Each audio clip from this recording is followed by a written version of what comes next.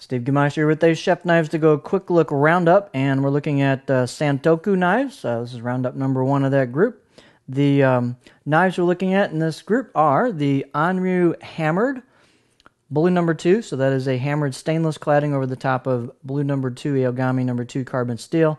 We've got the Tanaka VG10 Damascus, so this is stainless Damascus cladding over the top of VG10 core. We've got the Takamura VG10, they call it a Nishiji, but it's really kind of a hammered finish, which is stainless over the top of that VG10 stainless core, so these two are all stainless knives. We've got the Takamura R2, which is stainless over the top of a R2 powdered metallurgy steel, so this is all stainless as well. And we've got the Nishida KU, and this is labeled as a Funayuki 180, but it's really got a Santoku shape to it, so I'm throwing it on here anyway. But this is a white number 1, I believe, and it's got a reactive iron cladding with a KU finish on it. This is an all-reactive blade, quite a bit different than the other one. So these are all, these three are the shorter. The blades are around the 165, 170 mark, and this one's around 180. Actually, this one's, I think, 187, so it's quite a bit longer.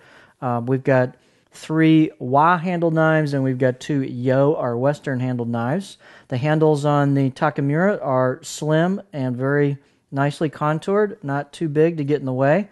Since they're not super tall, you don't want a big, huge handle to get your knuckles out there, but they've got beautifully done handles. This is a black packawood, and this is a, I think, mahogany on that one.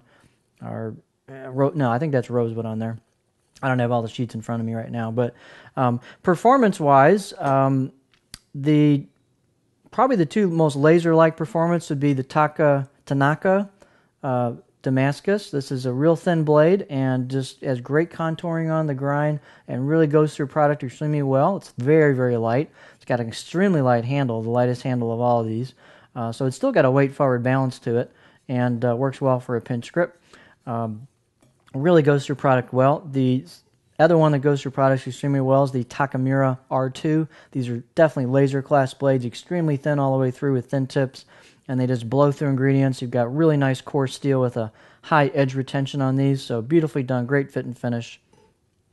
This has probably the nicest fit and finish of all the knives on the board, with second place probably going to the Takamura Nishiji VG10. This one goes through products extremely well as well, and it's not quite as thin as the R2, but it does really go through products quite nicely and is a great performing knife as well. With a little more character to it and a little bit more non-stick because of the thicker blade, a little bit of a grind, kind of convexing to it, and you've got the hammered finish on the blade. Another perennial favorite chef knives to go is the Onryu Hammered, and so this blue number 2 core sharpens up great. You've got a nice low maintenance stainless hammered finish. It's pretty non-stick, great profile, great balance on it, and a real nice performer as well. So not super duper skinny at the tip, but overall it's a really nice performing Santoku that's a lot of fun to use. And then if you want something a little heavier, a little outside the box, all reactive, you've got the Nishida.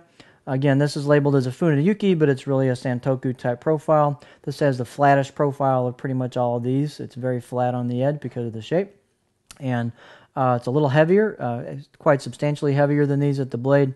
Still performs quite well, even given that thickness of the blade, but the tip actually is ground pretty nice on this one.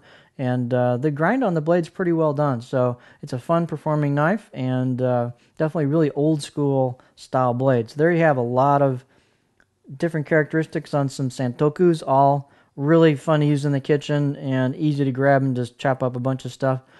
Not as good for super big ingredients or really, where you want a longer knife, but man, these things can blow through some prep for you. And they might make a really good line knife if you are in that kind of scenario, these three being full stainless. All great performers. So this is the most nimble of the bunch, the Tanaka. Best performer, probably R2. Takamura, second best, probably a tie between these two, and this one's awfully close, the Onryu, and then kind of just a heavier weight, longer example was the Nishida. So all great knives. So there you go, some Santokus for your viewing pleasure.